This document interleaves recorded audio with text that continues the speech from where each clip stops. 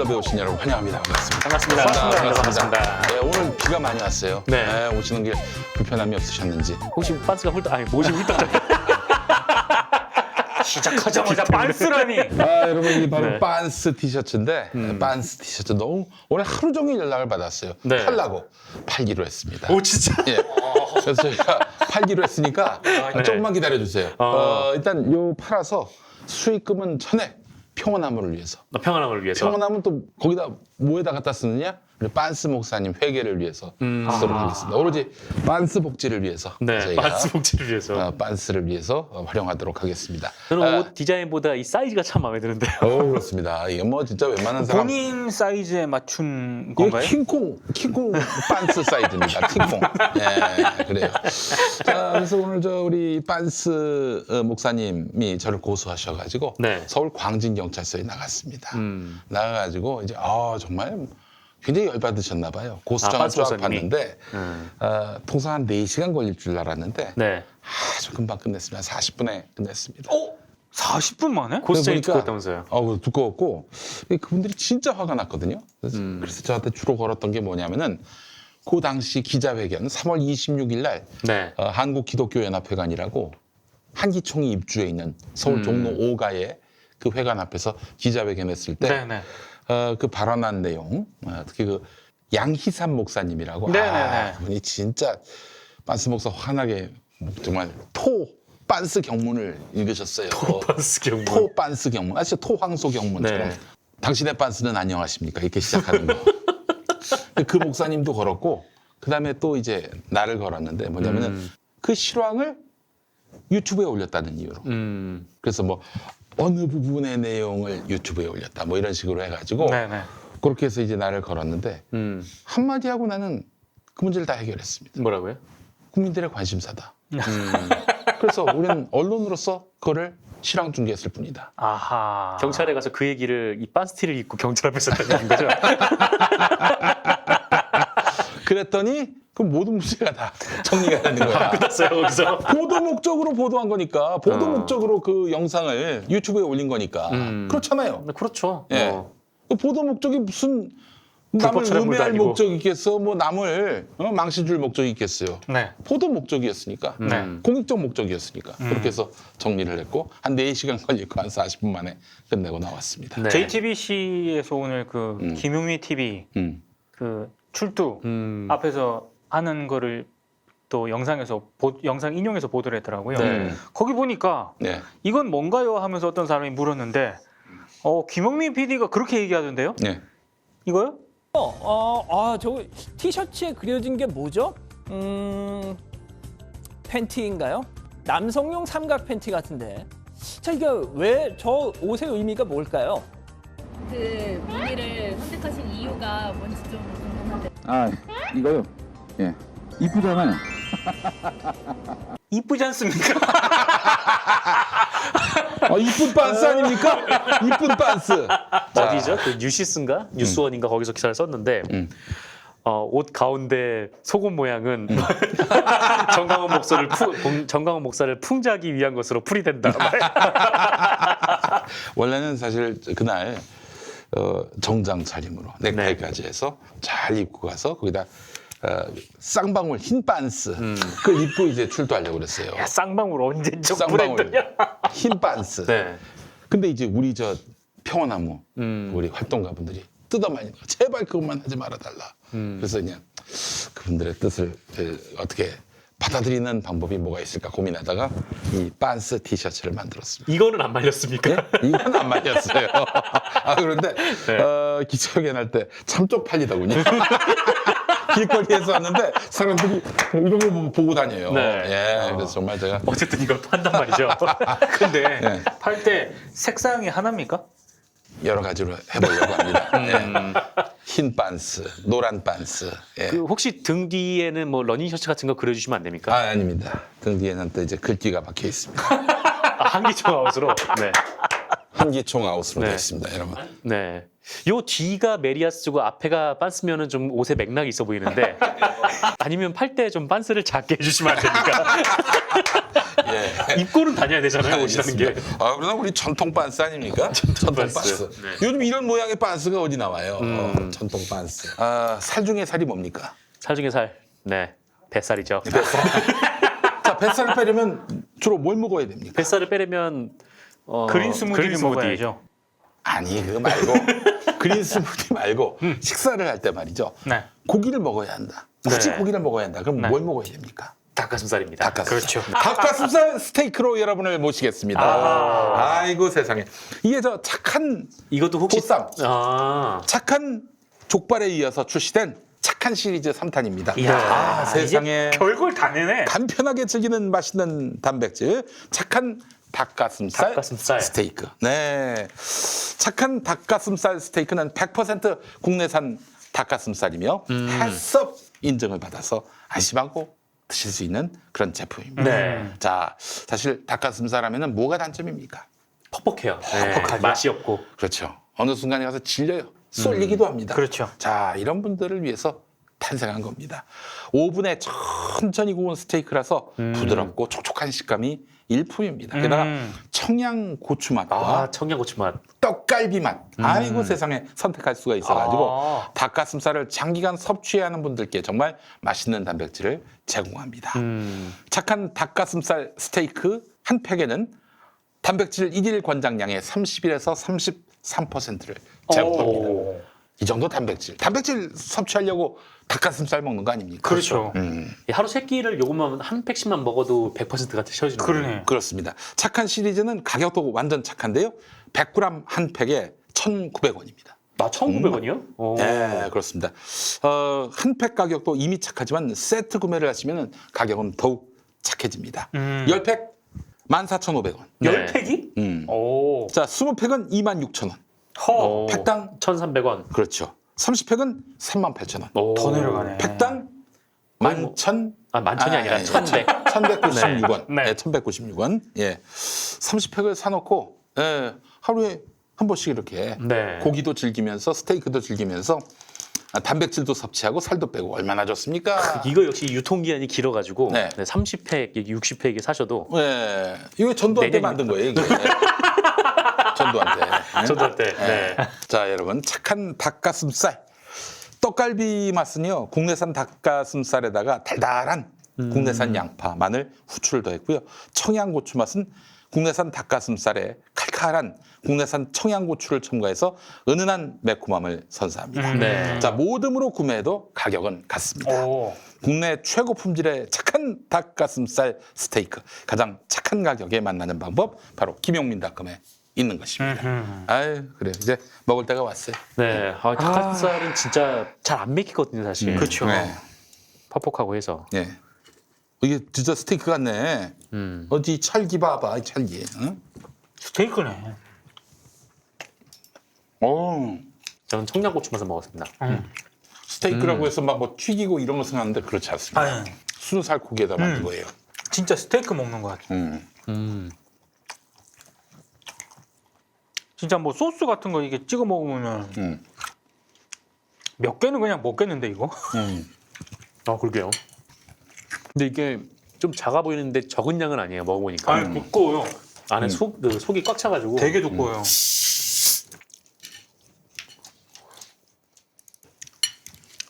닭가슴살 안 좋아하죠? 사실 이렇게 좋아하진 않죠. 안 좋아, 퍽퍽하니까. 퍽퍽하니까. 아니, 맛있는데? 근데 이건 진짜 전혀 퍽퍽하지 않아요. 다른 사람한테 음. 뭐라고 얘기를 안 하고 그냥 이렇게 주고 뭐라고 물어보면 스테이크라고 하겠어 사람들. 이 떡갈비 맛은 진짜 닭가슴살 같지 그러니까. 않아요. 네, 진짜 떡갈비 같아요, 그냥. 이거는 거의 떡갈비인데요. 닭가슴살 그러니까요. 떡갈비를 연상하시면 돼요. 맛있는 떡갈비. 이게 진짜 포만감이 네, 포만감이 있어요. 확실하게 많네. 이거 하나 먹어도 배부를 것 같은데 이 한 팩에 지금 30팩을 사면 한 1,000원 정도밖에 안 하는 거잖아요. 그러니까 점심시간 때 직장인들 대상으로 이건 식당 해도 되겠다. 전자레인지 돌려만 먹으면 되니까. 여기 진짜 잘 만들었어요. 그러니까. 착한 보쌈, 착한 족발 만드는 음. 착한 닭가슴살. 닭가슴살. 나 착한 시리즈는 대체 누가 만드는 거죠? 응? 다만있어요 착한 시리즈는. 청양고추 맛있고 맛있네. 네 맛있어요. 청양고추. 그냥 독특한 맛이야. 심심하지도 않고 그러니까. 퍽퍽하지도 않고 그냥 떡갈비 같아. 청양고추가 살짝 되어 있으니까 음. 맛이 상당히 독특하네. 모양새를 보면 또 오뎅 같기도 하고 튀김 오뎅 같기도 하고. 아 진짜 이런 거는 이게 편의점에서 좀 딱 구매해가지고 배고플 때마다 하나씩 먹으면은 그치. 다이어트도 되고. 편의점 들어가기 쉽나? 그러니까요. 진짜 맛있잖아요 이런 거. 그러니까 편의점이 안 들어가 있으니까 여러 개를 한꺼번에 좀 구매를 해서 써야 될 것 같습니다. 야 이거 진짜 독특한 맛이다. 음. 근데 먹으면서 닭가슴살을 먹고 있구나라는 생각이 하나도 안 들어. 맞아요. 진짜 맛있는 떡갈비 먹고 있는 것 같아요. 그러니까 아 좋습니다. 뱃속에서 좋대요. 야 네가 뭐처럼 제대로 좋은 걸 걸 먹구나. 목속으로 넘기는구나. 아. 막 밑에서 막 얘기가 나오고 있어요. 오늘 저 관훈 라이트 클럽 시작하기 전에 네. 우리 저 SBS에서 우리 봉직 중이신 정상근 기자님 잠깐만 좀 나갔다 오시면 안 될까요? 메인을 지금 합니까? 나중에 하는 거 아니었어요? 저희가 할 얘기가 좀 있어서 예. 아, 할 얘기가 있습니까? 이게 또 여파가 미칠까 봐. 아, 그럼. 염려가 돼서 우리 우린 또 같이 진행하는 사람은 철저하게 보호를 합니다. 그렇습니다. 네. 네, 우리 아, 저 나가 있는 게 좀 귀찮으니까 제 카메라 좀 꺼주세요. 알겠습니다. 네. 그러면 뭐 계시는 걸로 하고 지난주에 시네타운 19인가요? 최근에 김성준 앵커 사태에 네네. 대해서 언급을 했는데 전혀 예기치 않은 가운데 제가 출연을 했어요. 또 게다가 또 의문의 일패를 당했습니다. 네, 그래서 이게 어찌된 일인가? 우리 민동기 우리 기자님이 대신 들으셨다고 얘기를 들었습니다. 아니 제가 원래 그 팟캐스트를 잘 안 들어요. 다른 팟캐스트 예. 그 몇몇 개 저도 그렇습니다. 네. 저는 제가 한 팟캐스트도 안 들어요. 몇몇 개 빼고는 정말 안 듣거든요. 근데 이제 관훈 라이트를 시청하시는 분들하고 몇몇 분들이 좀 이걸 좀 들으시라. 이렇게 또 이렇게 연락을 깨알같이 해오셔. 그래서 또 시간을 내서 네. 열심히 또 들었거든요. 네. 일단 제 소감부터 잠깐 말씀을 드리면 그 SBS 그 PD들이 하는 거라면서요. 네. 근데 김성준 사태를 다뤘어요. 네. 근데 저는 그 길지 않은 내용이더라고요. 네. 제가 뭐 편집된 걸 들었는지 모르겠지만 길지 않은 내용이었는데 절반 정도는 이 선수들이 제대로 문제를 짚고 있다. 왜냐하면 김성준 씨가 범죄를 저지른 거잖아요. 근데 그때 이재익 PD가 라디오에서 사과를 했거든요. 그 사과 나 들었어요. 그 떨리는 땜빵- 목소리로 땜빵하고 있는. 떨리는 목소리로 하는데 근데 진짜 난 그때 그게 진심으로 느껴졌어 그 사과가. 근데 또 그러면서 또 생각이 들기를 근데 왜 이재익 PD가 그러니까 사과를 하지? 모든 사람 이재익 PD가 이 사건과 무슨 관련이 있는데 물론 게다가 또 그 이 프로그램에 저 진행자도 아닌데. 그러니까 예, 그 잠깐 땜빵 진행하고 있었던 건데 그렇지. 그거를 이제 사과를 한 거 그 부분을 언급을 하면서 네. 뭐 이렇게 다이렉트로 얘기는 안 했지만 사실 비슷한 생각을 가지고 있는 사람들이 많지 않습니까? 저건 SBS가 공식적으로 사과를 해야 될 사안이지 왜 이재익 PD라는 사람이 프로그램에서 저렇게 사과를 하느냐 이제 그 부분을 언급을 했어요. 그 부분 오케이. 굉장히 제대로 SBS를 짚고 있다. 사실 누가 했어도 해야 할 사과였고 저는 사장이 했었어야 된다고 봐요. 사장 명의로. 사장 명의로 했어야 될 사안이에요, 이 사안은. 네. 이렇게 PD한테 그 사과문을 읽도록 하면 안 되는 거였어요, 그거는. 그 얘기를 이게 조금 했어요. 그래서 네. 제대로 상황 파악을 하고 있다라고 생각을 했고 네. 또 하나 예. 저도 사실 이 문제의식을 가지고 있었는데 8시 뉴스에서 그 SBS가 짧게 단신으로 그냥 앵커가 읽었거든요. 근데 그걸 읽은 사람이 여자 앵커였어. 이건 아니지. 그러니까 나는 그걸 보면서 저 또 왜 저걸 여자 앵커를 읽게 하나. 아나운서. 네. 그래서 그 부분도 얘기를 하더라고요. 그래서 자기네들도 그걸 봤을 때 저건 좀 아닌 것 같다. 잘못하고 있는 것 같다. 아주 너무나 좋은 훌륭한 네. 현실인식입니다. 그래서 저는 거기까지만 들었을 때는 별 문제 없는데 왜 이게 근데 그 뒤에 이제 모르겠어요. 제가 그 편집이 어떻게 돼 있는지 뭐 이렇게 편집본을 들었는지 모르겠습니다만 갑툭튀가 나옵니다. 갑툭튀. 갑툭튀 김용민 선수가 갑자기 내가 출연을 해요. 갑자기 예. 갑자기 툭 튀어나와요. 네. 그래서 뭐 시사전망대가 갑자기 폐지가 됐잖아요. 네네네. 그 프로그램이 거기 뭐 그 PD 분들도 얘기를 했지만 그게 굉장히 역사가 오래된 거였어요. 아니 그게 SBS가 1991년 3월 20일인가 네. SBS AM 그러니까 이제 그때 KBS 라디오 서울이라는 방송이 있었어요. 네. AM 792kHz. 근데 그거는 또 1980년 이전에는 동아방송 DBS. 네.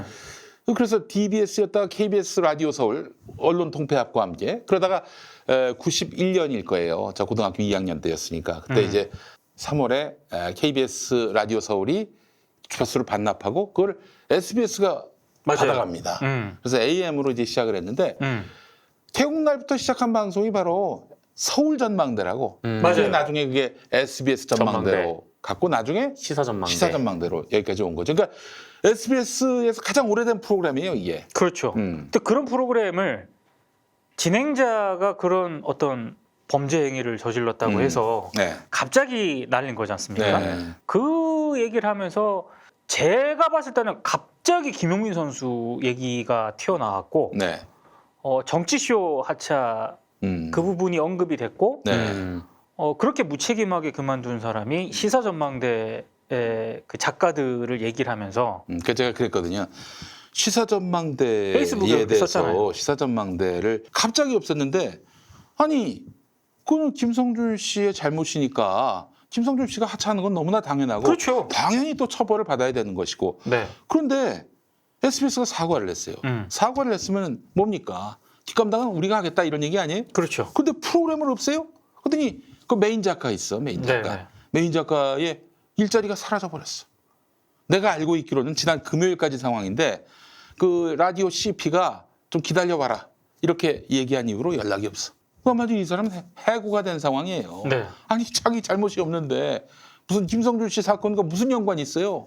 아니 그래서 저는 그리고 그것도 또 하나 또 저 의문의 또 1패가 의문의 2패가 또 하나 있는데 네. 시모 평론가라고 이름만 되면 알만한 평론가야. 아, 저 누군지 압니다. 이 형님에 대해서 다 아나? 다 알지 않아요? 예. 아 최영일 형을 다 알아. 아 그래도 영일이 형 얘기하지 마요. 네, 알겠습니다. 그 형 얘기가 이제 뭐냐면은 그 아마 김성준 씨가 뭐 그런 불법 촬영 건으로 인해서 하차할 줄은 모르는 상황이었는데 하여간 김성준 씨는 더 방송 못 한다고 하니까 그래서 이제 새로 이제 급히 구하려다 보니까 최영일 씨한테 연락해가지고 할 수 있느냐 우선 한 달 정도. 근데 한 달 하고 이제 나중엔 또 계속 맡길 수도 있는 거니까 그래 알았다 얘기해놓고는 자기 그 2시부터 4시 낮 2시부터 4시까지의 그 시사전망대 시간대 그리고 그 앞 그 뒤. 왜냐면 비워야죠. 예를 들면 1시 반까지 하고 2시에 올 수는 없잖아요. 그러니까 그 앞 뒤에서 방송을 다 양해를 구하고 하차했어.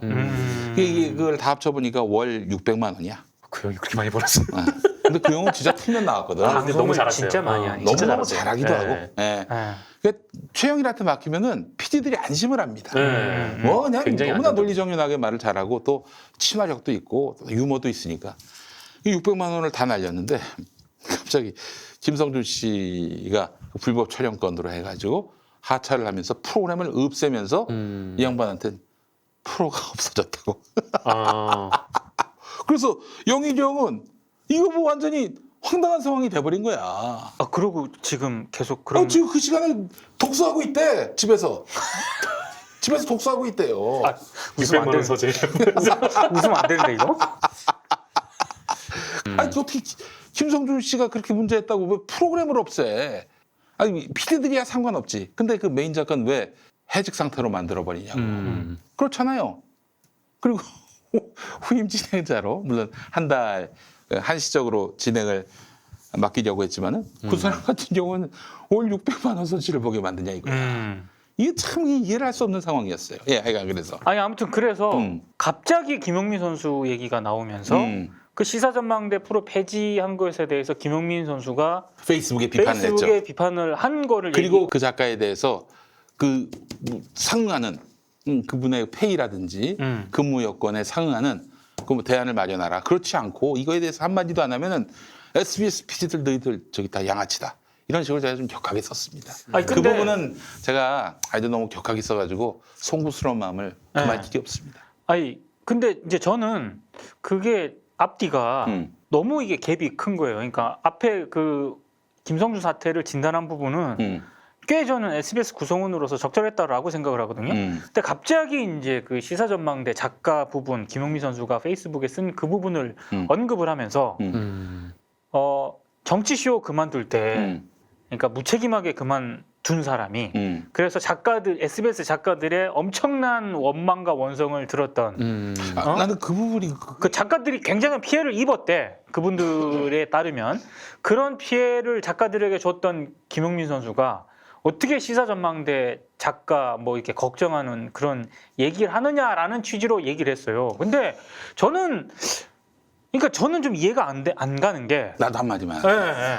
작가들이 정치쇼 작가들이 피해를 입었다? 나는 이게 처음 듣는 얘기였어요. 그래서 이제 그 정치쇼 저하고 같이 일했던 작가분에게 아주 조심스럽게 연락을 드려서 진짜 그랬다면 사과드리려고 전화 드렸는데 뭐 그때 그냥 갑자기 그만두셔서 아쉬울 뿐이지 뭐 이렇게 얘기를 하시는 거예요? 제가 그때 사건을 경험한 피해자 중 한 명으로서 너도 피해자입니까? 그렇지. 정상근은 피해자 맞아. 왜냐면 아침에 이 형이 그 메일하자라서 나 회사 그만뒀거든. 그리고 근데 또 브리핑 정리하고 있다가 네. 갑자기 이제 그만뒀다는 얘기를 듣긴 했어요. 그래서 좀 굉장히 좀 당혹스럽긴 했죠. 사실 작가분도 아마 그랬을 거예요. 어쨌든 그래서 이제 그분 말이 MC의 변화가 생기면 제작진이 힘든 건 당연한데 뭐 아쉬운 정도지 이렇게 말씀을 하셨어요. 아쉬움이 아니라 서운하긴 했지만 이 정도. 근데 그게 서운하다고 뭐라고 했다고? 큰 피해를 입었다고? 아니 그러니까 작가들한테 이제 피해를 입힌 김용미 선수가 작가들이 무슨 피해를 입었지? 시사전망대 뭐 이렇게 아니, 내가 작가들을 작가분들에게는 정말 미안한 마음은 있어요. 제가 뭐 잘했다는 얘기를 하는 게 절대 아니고 그런데 그 작가분들에게 피해가 갈 것이라는 상상도 못했어요. 왜냐하면은 그 피해가 갔는지도 모르겠지만은 왜냐하면 거기 저 SBS 정치쇼 메인 작가분이요 정치쇼에 있어서는 굉장한 어떤 그런 영향력과 또 이런 것들을 갖고 계신 분이었기 때문에 그분이 예를 들어서 김용민이가 갑자기 그만둬가지고 일자리를 잃는다 이거는 상상도 못할 일인 거야. 저는 조금 그 약간 그 부분을 들으면서 당혹스러웠던 게 김성준 씨는 본인이 범죄를 저질러 가지고 엄청난 그 프로그램뿐만 아니라 SBS 자체에 엄청난 타격을 입힌 거지 않습니까? 근데 그 후속 조치가 프로그램을 전격 폐지하는 쪽으로 결정이 된 거고 거기서 일하고 있던 작가들은 자신의 일터가 갑자기 날아가 버린 거잖아요. 그럼 얼마나 황당해. 그게. 네. 또 이따가 내가 이제 얘기하겠지만은 그 작가는 아니 내가 지금 다 얘기하지. SBS의 그 시사전망대가 사실은 원래 저녁에 있었다가 네. 낮으로 온 거 새벽으로. 아닙니까? 네. 그렇죠. 근데 그 저녁에 있기 전에는 아침이었습니다. 새벽 6시 때부터 시작했어. 네네. 6시부터 방송 시작하려면은 몇 시에 나와야 됩니까? 한 4시쯤에 와요. 4시쯤. 4시 나와요. 4시. 그렇게 한 10년 가까이 항상 제일 먼저 나와서 SBS 12층 라디오 센터 촛불을 켠 분입니다. 그분이. 정말 또 라디오 작가, 특히 시사 프로그램 작가들이 그 레귤러 출연자를 관리하는 게 아니라 날마다 인터뷰할 사람들을 섭외하고 또 까탈스러운 사람들한테는 감정 노동도 해주고 아이, 그게 제일 심해. 정말 고생을 많이 한 사람이거든. 이 사람은 정말 저 그렇게 보내는 거 아니에요. 네. 진짜 그는. 네. 아니 근데 그 김성준 씨 파문으로 인한 그 시사전망대 프로그램 폐지와 김용미 선수는 일단 프리랜서 진행자였고 네. 그 SBS 정치쇼 진행과 관련한 방송 플러스 뭐 여러 가지 포함한 그 과정에서 제가 이제 조금 있으면 그걸 물어볼 건데요. 그 과정에서 뭔가 불협화음 또는 네. 굉장히 지금 중립적인 단어를 쓰고 있습니다. 네. 자루잰 듯한 이 중립. 네. 불협화음 끝에 본인이 일단 결정을 해서 그만둔 거지 않습니까? 예, 예, 예. 이 비교가 안 되는 사안을 갑자기 앞에 김성준 얘기하다가 이렇게 끌어오니까 네. 저는 이게 뭐지? 일단 이런 생각이 드는 거예요. 네. 저는 SBS PD들이 정치쇼를 그만둔 김용민 선수에 대해서 비판할 수 있다고 봐요. 그러면 그 사안을 가지고 얘기를 그렇지, 뭐 했었어야지. 책임했어. 뭐 갑자기 그만둔 거는. 그 사안을 가지고 얘기를 해야지. 왜 갑자기 김성준 씨 그 얘기를 하다가 갑자기 정치쇼 그만둔 뭐 이렇게 연결을 하니까 일단 비교 대상이 안 되는 걸 가지고 아 이렇게 연결하면 이게 뭐지? 내가 뭐 중간에 뭐 내가 모르는 편집이 있었나? 이런 생각이 드는 거예요. 네. 근데 좀 무리했다. 이게 연결이 안 되는 사안을 가지고 예. 연결한 게 아닌가. 그래서 제가 물어보려고 했던 게 네. 그 물어본다고 또 얘기를 했어요. 제가 도대체 정치쇼를 왜 정확하게 그렇게 그만두게 된 건지 이제는 밝혀라. 네. 제가 그래서 좀 말씀을 드리겠습니다, 오늘. 아니, 뭐, 그동안 왜 SBS 그렇게 출기차게 씹었는지에 대해서도 좀 소명을 할 필요가 있어요.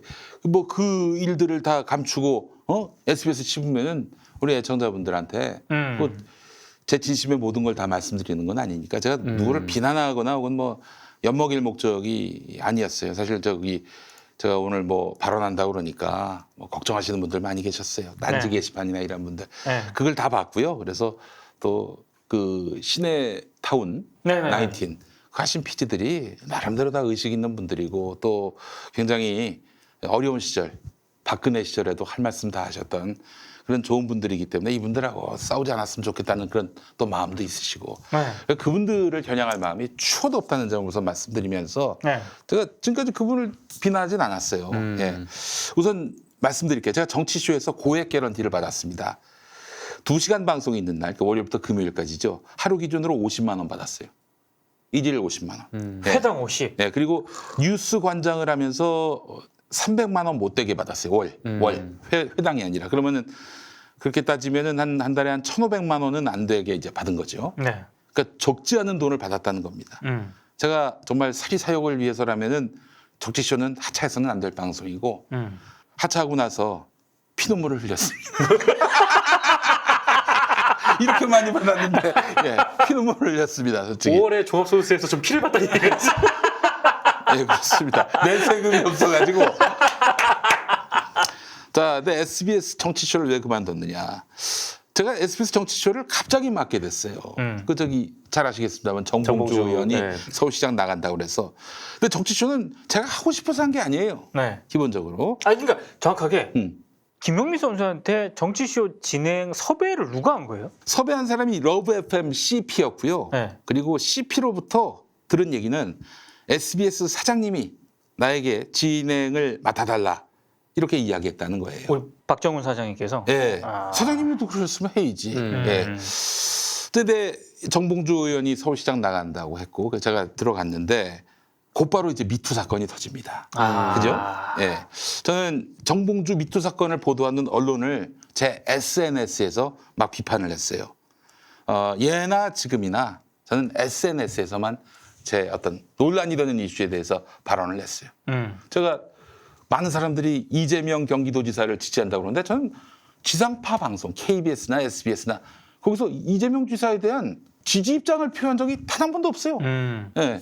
왜냐하면 지지하지 않는 사람들도 있기 때문에 이분들 앞에서 내 정견을 발표하는 것이 그건 전파를 내가 사유한다 이런 느낌을 받았기 때문에 제 양심이 허용하지 않았어요. 뭐 제 양심이 대단한 양심은 아니지만 근데 약간 정봉주 의원의 미투 사건에 대해서도 굉장히 정봉주 의원을 질타하는 사람들도 있었고 저 개인은 이런 정봉주 의원에 대한 보도가 잘못됐다라는 생각이었고 그래서 SNS에다가만 얘기를 했는데 근데 정치쇼 메인 작가분이 그런 얘기를 쓰지 말라고 하는 거예요. 그래서 아니 내가 방송에서 그런 얘기를 하면은 하지 말라는 얘기 들을 수 있지. 방송이 내 게 아니니까 전파가 내 게 아니니까. 근데 하지 말래. 그래서 나 그럴 수 없다. 그건 내 양심의 영역이지. 그걸 왜 내가 간섭받아야 되냐. 근데 SBS에서 진행한다고 SBS에 내 양심을 저당 잡힌 건 아니지 않는가. 이런 마음으로 이제 그거는 할 수 없다라고 마음을 표했어요. 그러면서 또 생각 드는 게 아니 내가 지금까지 뭐 진행은 많이 안 해봤지만은 아무리 메인 작가님이라 하더라도 그걸 나한테 요구할 권리가 있는가? 도무지난 이해가 안 되더라고. 그렇잖아요. 그 나중에 알고 봤더니 이분이 이제 사장님과 함께 그것이 알고 싶다를 같이 만들었던 분이고 굉장히 대단한 위상을 가지신 분인 걸 알게 됐어요. 아니 시사 전망대에 그 작가님하고는 도저히 이게 어떤 비교가 안 되는 그런 위상을 사내에서 갖고 계셨던 분이었죠. 여기서 드리고 싶은 말씀은 뭐냐면 시사전망대 메인 작가하고 이 정치쇼 메인 작가는 그 격이 같지 않다는 거예요. 그건 아마 누구도 부인할 수 없을 거예요. SBS 사정을 하시는 분들은. 자, 하여튼 이런 일이 있었어요. 그래서 제가 뭐 그 입장을 밝히면서 저도 이제 조심했죠. 뭐 그래도 뭐 날 위해서 하는 얘기겠거니 하고 이제 조심을 했는데 그러다가 작년 11월 17일 아침이었습니다. 방송이 없는 날이었어요. 토요일인데 토요일도 방송이 있지만 녹음으로 나가던 날이었는데 당일 아침에 무슨 일이 있었냐면은 이재명 경기도지사 부인 김혜경 씨 HKKIM 정의를 위하여. 그 트위터 계정 정의를 위하여 네네네. 이 계정주가 김혜경 씨다. 이런 경찰의 기소 의견 송치가 나왔어요. 근데 정치쇼 PD가 전화가 와서 이재명을 옹호하지 말아라. 형하고 방송 오래 하고 싶다. 아니 저는 한 번도 방송에서 이재명 지사를 옹호하거나 대변하고 한 적이 없어요. 기본적으로. 네. 대본에 적힌 내용, 특히 이재명 관련해서는 대본에 적힌 내용만 읽으려고 했고 그렇게 진행을 하려고 했는데 이거 왜 이런 얘기를 하지? 그래도 뭐 선의로 한 말인 줄 알았어요. 이재명 옹호한다고 소문난 마당에 혹시나 이재명 투준했다가 좀 곤란을 겪을까 봐 이 PD가 선의로 그런 얘기를 한 줄 알았어요. 근데 11월 28일 제가 그 SBS 그만두던 당일 아침에 이정열 변호사가 나오는 코너에서 이 스태프들이 이재명 수사에 대한 이야기, 그러니까 이 김혜경이 알고 보니까 정의를 위하여 개정주다. 요 내용 갖고 이정열 변호사가 의견을 펼치도록 장을 마련해 주는 거야. 그러니까 나한테는 이재명에 대해서 옹호하지 말라. 이래놓고는 이정열한테는 언로를 열어주고. 저는 이정열 변호사를 비난하거나 뭐 그분이 잘못했다라고 얘기하고 싶은 마음이 없어요. 왜냐하면 이정열 변호사를 SBS에 소개시켜준 사람이 나고 내가 아닐 수도 있어요. 하여튼 나는 추천했어요. 정말 훌륭한 분이다. 이렇게 얘기를 했었고 또 정치쇼에서 방송할 수 있게끔 또 그분을 모셔온 분도 나였고 이동영이가 정말 사람 보는 눈 진짜 없다고 고성국도 그렇게 띄워주더니 뭐 그런 얘기 하더라고요. 그래서 이제 내가 이거는 진짜 양아치 짓이다. 이거는 진짜 완전히 나를 엿먹이는 정도가 아니라 이건 완전히 쓰레기로 만들어버리려는 거다. 그래서 그날로 바로 방송을 정리했습니다. 바로 정리했어요. 더 할 얘기가 없다고 판단을 했어요. 자, 그러나 제가 SBS는 그래도 라디오에서 나름대로 그게 또 고액의 또 개런티도 받았고 네. 또 그러니 또 중요한 프로그램 MC도 맡겨줬으니 내가 마셨던 우물에 침은 뱉지 말아야겠다 해가지고 아무 얘기도 안 했어요. 침묵하고 그냥 자중하고 그랬는데 세상에 손혜원 의원 사건을 보니까 이게 진짜 이건 SBS의 구조적인 문제구나라는 생각을 안 할 수가 없었어요. 이미 이재명에 대해서도 해경궁 김씨 건으로 또 조폭연루설 건으로 씹었던 SBS 아닙니까? 어떻게 됐어요? 해경궁 김씨 건은 검찰에 의해서 불기소가 됐습니다. 그리고 조폭연루설 이거는 경찰 차원에서 기소 의견 송치도 안 된 그냥 경찰에서 또 킬시킨 사건이에요. 손혜원은 어떻습니까? SBS가 부동산 투기가 아니라 문화재청에 압박해서 문화거리 지정을 받았다. 손혜원이. 그런데 문화재청 건은 아무 근거가 없다고 검찰이 또 밝혔어요. SBS 보도가 다 허위로 드러났습니다. 그런데 그때 SBS 어떻게 했어요? 그것이 알고 싶다. 끊임없이 끝난 다음에 자막에서 뭐라고 그랬어요? 제보를 바랍니다. 무슨 건으로 분명히 이재명을 겨냥한 듯한. 그리고 손혜원 건 어떻습니까? 죽을 때까지 계속해서 8시 뉴스 심지어 20분을 털어가지고 8시 15와 함께 씹어댄 거 아닙니까? 그래서 제가 SBS에게 있어서 보도 뉴스는 시사는 흉이라고 말한 거예요. 죽을 때까지 짓밟으려고 하니까. 그래서 그동안 SBS를 줄기차게 씹었던 것이고 이 사람들은 정말 뉴스를 해서는 안 된다. 큰일 날 사람들이다. 이렇게 얘기를 한 겁니다. 어떻게 가장 오래된 프로그램인 시사전망대를 없앨 수가 있습니까? 그리고 또 정치쇼 폭파시킨 사람이 시사전망대 폭파에 대해서 언급할 자격이 있냐. 이런 투로 얘기한 거예요? 뭐 그런 취지로 그런 비슷한 어휘가 나왔죠. 정치쇼는 폭파가 안 됐고요. 폭파되리라고 생각한 사람 아무도 없었을 겁니다. 그 두 사안은 별개의 사안이에요. 별개의 사안이에요. 별개 사안인데 그게 앞과 뒤가 연결이 안 돼. 앞에는 굉장히 놀랄만한 그런 문제의식을 발휘했는데 갑자기 뒤에 그 정치쇼 얘기가 나오면서 이렇게 가길래 내가 모르는 뭔가 편집된 부분이 있는 건가 이런 생각이 일단 들었고요. 그리고 그 제가 이 얘기는 안 하려고 했는데 일단 제가 그거를 알잖아요. 그 정상근 선수도 알고 김영민 선수도 알고 그 지난주 관훈의 고양이 뉴스 그분이 나왔잖아요. 근데 그 시네타운 거기 보면은 그 뭐 관훈 라이트 클럽에서 뭐 대기실에서 뭐 했다는 그런 부분이 좀 나오거든요. 그러니까 이제 뭐 우리가 누구를 사람을 비판하면 안 사람을 돼요. 비판하는 게 비판할 아니에요. 필요가 없어요. 이거 그러니까 이제 그분이 팩트가 지난주에 분명히 나온 해야죠. 그 고양이 뉴스 그분이 자기가 이제 여기 대마시안에 대기실에 있는데 밖에서 막 이재익 씹는 얘기가 나온다 그러는데 우리는 그분하고 동선을 같이 한 적이 없어요. 대기실에 같이 있었던 적이 없습니다.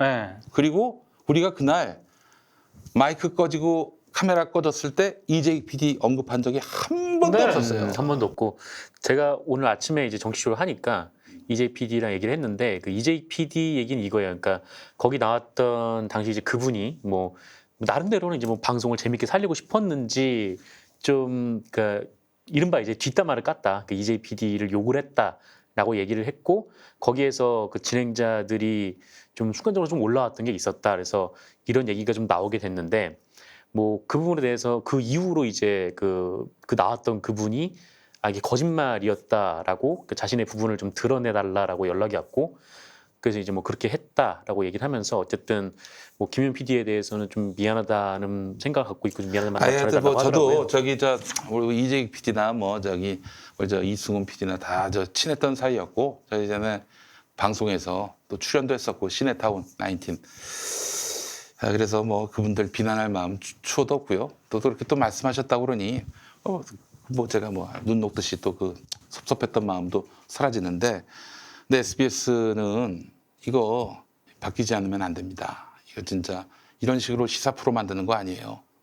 사람은 사람을 추구해야 하는 것이지 사람을 도구로 활용하면 안 됩니다. 이게 진짜 이러는 거 아니에요. 자, 제가 그래서 SBS 측에 당부합니다. 새 출발은 SBS 시사전망 때 그 작가를 다시 기용하는 겁니다. 기용하시고요. 그리고 다시는 손혜원, 이재명 건처럼 근데 우리의 언론임을 입증하기 위해서 집단으로 패대기 치고 그렇게 린치를 가고 그런 짓 안 해야 됩니다. 그런 얘기를 제가 꼭 말씀을 드리고 싶었습니다. 저는 누구도 오늘 얘기하면서 누구를 비난하거나 모함하거나 그럴 생각 그런 건 없이 절대 아니고요. 팩트만 얘기했고요. 네. 예. 좀 잘못 알려진 사실관계를 정확하게 말씀을 드렸던 거고 제가 봤을 때는 그 제가 들은 시네타운이 그 지금 논란이 되고 있는 이 부분에 있어서 전반부는 굉장히 괜찮았는데 그 갑자기 뒤에 갑툭 튀었어요 정말. 그래서 그 중간에 뭐가 있었나 이런 생각이 들 정도로 연결이 좀 이상했다. 그 두 사안은 별개의 문제다. KBS에서도 비슷한 일이 있었어요. 한번 제가 페이스북에서 제멋대로 얘기했잖아요.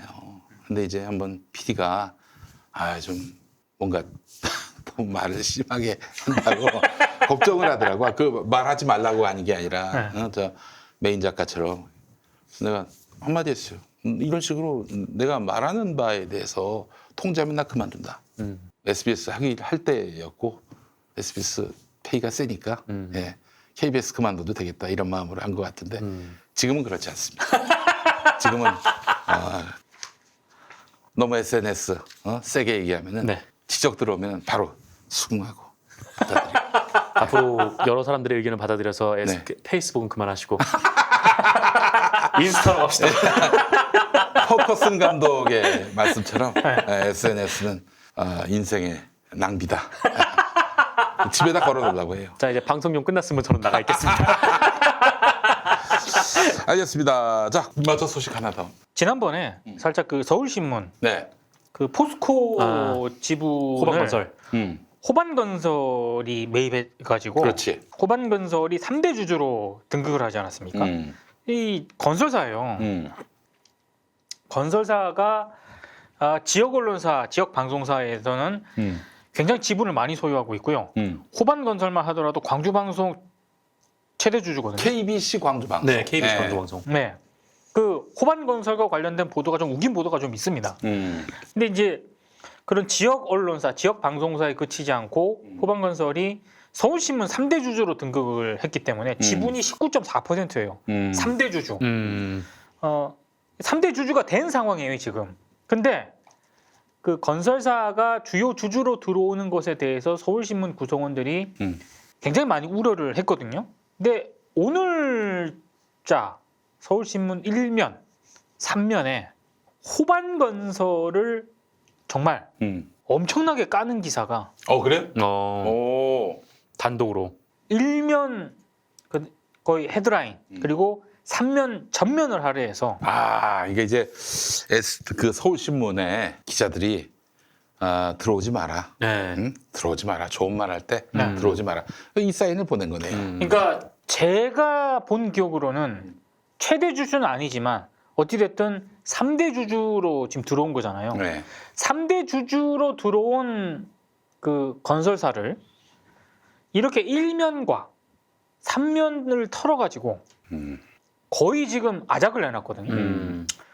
10년간 계열사 일감 최대 99%를 몰아주면서 컸다. 꼼수 승계다. 그다음에 3면에는 내부 거래로 아들 회사가 단 10년 만에 매출을 94배나 키워서 그룹을 장악을 했다. 그래서 여기 보면 서울신문이 이런 부분이 있어요. 공영 언론의 길을 걸으며 그 어떤 환경에서도 진실의 촛불을 밝히고자 노력했던 서울신문은 115년 역사상 처음으로 사기업이 지분을 보유하게 된 것이다. 언론이 특정 대기업의 이익을 위해 여론을 호도한다면 그 피해는 고스란히 국민들에게 돌아갈 수밖에 없다. 그런 대목이 있어요? 그러니까 지금 아예 왜 이 기사를 실었는가가 아주 길게 설명을 해. 여기 또 있어.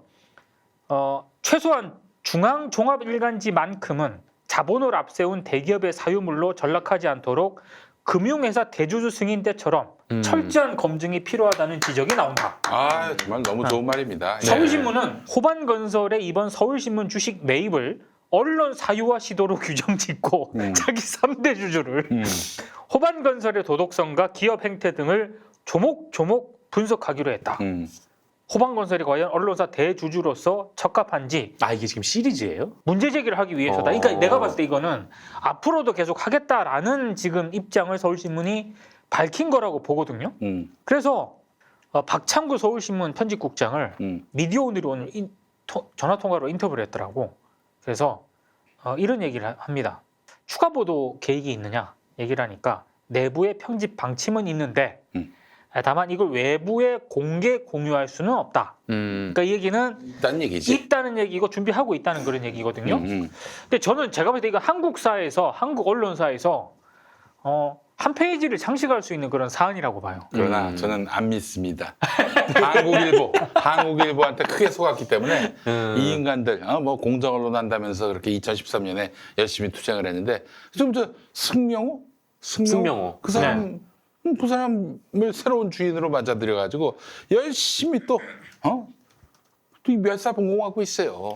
한국 신문과 방송에서 주요 주주를 그 뉴스나 리포트를 통해 이렇게 세게 깐 언론은 제가 알기로 거의 없어요. 그 이제 TV조선만 하더라도 대한항공이 그 주주다 보니까 뭐 그렇게 했는데 그거 원래 거기 또 오너가 있는 회사고 오너가 뭐 주주까지 말하고 하면은 그럴 수 있겠지만 지금 서울신문의 지배구조를 보면은 기획재정부가 30%가 기획재정부, 29%가 서울신문 직원들, 우리 사주. 그리고 그보다 한 10% 호반건설. 모자란 한 19점 몇 %가 호반건설. 19.4. 근데 만약에 이제 기획재정부 주식을 저 호반건설이 사들이면은 이거 그러면 뭐 호반이 대주주가 되는 거죠. 호반이 대주주돼. 호반 신문이 되는 거야, 한마디로. 그래서 서울신문이 이렇게 1면과 3면에 오늘 녹화하고 있는 월요일 이렇게 친 거, 이 친 거 자체가 그럴 가능성을 굉장히 우려하고 있는 거죠. 물론 저도 김용희 PD 얘기에 동의합니다. 이 싸움이 이제 시작이기 때문에 나중에 뭐 지분이 서울신문 지분이 어떻게 변동되느냐에 따라서 싸움의 양상도 달라지고 여러 가지 뭐 다양하게 이제 싸움이 전개될 가능성이 많거든요. 근데 서울신문 보고 오늘 솔직히 깜짝 놀랐어요. 야 이렇게 1, 3년 털어가지고 주요 주주를 깐다? 그러면 이제 호반건설 입장에서도 당연히 뭔가 주요 주주로서 뭔가 자기네들도 뭔가 작업을 하지 않겠습니까? 앞으로 이제 싸움이 붙을 거예요, 제가 봤을 때. 뭐 부영건설, 중흥건설, 부영 같은 경우에는 뭐 저 머니투데이 그룹을 인수하려다가 못했어요. 그렇죠. 중흥건설은 이제 홍정욱 씨로부터 헤럴드. 경제 인수했고요. 네. 그 이런 저 지역 언론에서 활동했던 신문사들이 방송을 인수하기 쉽지 않으니까 그렇죠. 중앙방송을 네. 중앙신문을 이렇게 인수하는 건 뭘까? 중앙부처 가서 큰 소리 칠 수 있으니까. 그렇죠. 거기서 뭐 방송신문 가립니까? 그렇게 해서 가가지고 대관 업무하는 거지 대관 업무. 그렇지 대관 업무. 네. 아니 말이야 우리 그 대주주의 그 이익을 침해? 그래서 관에 가서 내가 조져버리지. 관가에 가서 조져버리지. 이러는 거 아니에요. 예. 이거 좀 양아치들이지. 토건 자본으로 만들어진 언론이 끝내는 결국 이렇게 저널리즘을 배반합니다. 그러니까 건설사가 언론사를 소유하면서 발생했던 폐단이 너무 많기 때문에 이제 사실은 뭐 헤럴드 경제가 됐든 서울신문이 됐든 사람들이 그 헤럴드 경제와 서울신문에 대해서 뭐 굉장히 많은 기대를 하진 않잖아요. 그냥 편하게 말씀을 드리면. 네. 근데 그럼에도 불구하고 저는 이 싸움이 중요할 수밖에 없다고 보는 게 주목을 해야 된다라고 보는 게 악화가 양화를 구축한다고 이런 식으로 이제 또 건설사들이 서울 지역 언론사들이 이렇게 주요 주주, 최대 주주를 등극을 하지 않습니까? 건설사가 언론사를 소유하면서 나타나게 되는 이 문제점과 이 쓰나미가 이 파급 효과가 감당을 못할 거예요. 그럴 거예요. 네. 아마. 예. 이건 그래서 이 싸움이 중요한 거라고 보거든요. 그래서 서울신문 구성원들이 굉장히 저는 지금 중요한 싸움을 시작을 했다고 보는 거거든요. 사실 요즘 뭐 신문을 누가 쳐줍니까? 안 있는 쳐주죠. 사람이 몇이나 있다고. 네. 그러니까 그래도 이 뭐 이런 중앙 부처나 이런 데서는 서울신문 기자다 하면은 네. 알아주는 면이 그렇죠. 있는 거지. 그렇죠. 네. 주요 일간지로 꼽히니까. 네. 그러니까 이제 이렇게 저 신문의 위세는 떨어지고 그래서 이런 어떤 매체의 가치가 떨어질 때 이때 인수를 해가지고 지분을 인수해가지고 그렇죠. 중앙 언론사를 소유한 건설사로 우뚝 서는 이 그림을 지금 그리고 있는 거 아니에요? 그렇죠. 예. 네. 뭐 사실상 이제 대관 업무용으로 쓴다고 봐야죠. 네. 그렇지. 건설사들이 이제 신문을 장박해가지고 음. 그래서 아마 뭐 부처 출입하는데 굉장히 좀 중요하게 생각을 하고 그쪽에 아마 뭐 특히 이제 지역 신문 같은 경우에는 그쪽에 아마 영향을 좀 집중하고 있는 흔히 걸로 말하는 알고 있어요. 중앙부처를 그 출입하는 자기가 대주주로 있는 주요 주주로 있는 언론사의 기자들이 그런 중앙부처에 기자가 막 메인으로 출입하고 엄청난 권력입니다. 이게. 예. 특히나 이제 뭐 서울신문 같은 경우만 해도 정말 엄청난 권력이죠. 그렇죠. 네. 결국 그렇다면은 뭐 무슨 호반건설이 서울신문 지분을 인수하지 못하게 하는 것도 있지만은 이 관가에서 네. 언론을 대할 때 말이죠. 네네네. 잘 보여야 한다. 입 보이면은 좆된다. 이런 관념 자체를 버려야 돼요. 그러니까 그러려면 우선 그 언론에게 책 잡히지 않도록 정의롭게 일을 집행해야 할 것이고요. 공무를 네. 집행해야 할 것이고 그리고 언론 관계를 뭐 기자단으로 등록된 기자 뭐 이런 것들에게 휘둘리지 말고 그렇죠. 네. 국민의 알 권리를 직접 유통하는 꼭 언론사 보도 자료를 통해서 유통하는 것이 아니라 다이렉트로 이제 인터넷 시대 아닙니까? 맞아요. 유튜브 시대 아니에요? 직접 유통하는 그런 방식으로 해서 언론사들이 중간에서 저널리즘적 마진을 뜯는 이런 일이 없도록 해야겠다. 네. 그런 말씀을 드리고 싶습니다. 저희 노무현 전 대통령이 생각한 것도 그거잖아요. 그러니까 부처 출입 자체를 없애고 그냥 뭐 청와대 같은 경우도 그냥 개방형 브리핑룸만 딱 나가지고 네. 거기서 누구든지 와가지고 취재할 수 있고 또 그거를 발설할 수 있고 그렇게 되면은 굳이 뭐 조선일보, 뭐 중앙일보, 뭐 이런 그 거대한 신문이라고 해서 그 부처에 출입하는 거대 언론이라고 해서 정부가 쫄 필요가 없다는 거죠. 근데 그렇죠. 이 지금 같은 경우는 막 이제 그 관습적으로 그런 것들이 있어요. 그러니까 방 KBS에 나오면 뭐 30점, 조선일보에 나오면 아 맞아요. 20점, 네. 뭐 그다음에 이제 저 어디 인터넷 신문에 나오면은 뭐 1점 이런 식으로 점수를 차등을 둬서 이 공무원들이 이런 그 거대한 언론사의 일종의 이제 그 충성할 수밖에 맞아요. 없는 그 네. 많이 신경 쓸 수밖에 없는 네. 이 그런 구조가 좀 공무원 사회에 구축이 좀 돼 있어서 그런 것도 좀 해소를 좀 해야 되죠. 네. 아 언론사를 좀 소유하지 않으면 안 될까? 그러니까. 음. 그러니까 서울신문 구성원들이 오늘 그 이걸 한 것처럼 특정 대기업이 만약에 건설사가 됐든 뭐가 됐든 언론사를 소유할 때 굉장히 조건을 까다롭게 하든가 검증을 강화하게 하는 그 뭔가 다른 방안이 있어야 될 것 같아요. 개방형 이사 어때? 개방형 이사. 개방형 이사. 그것도 언론 하나의 사회에다가 안전 장치죠. 그저 네. 관에서 사람을 보내든지 아니면은 언론계에서 존경받는 인사를 보내가지고 의사 집행 과정에 관여하게 만드는 거예요. 그렇죠. 그런 방법도 있고 신문을 좀 없애면 안 되나? 혹시 네. 일도 있어. 네. 일도 있어. 아니 근데 평안한분도 신문 만들어요. 저희는 좀 다릅니다. 보시면 아실 거예요. 예. 기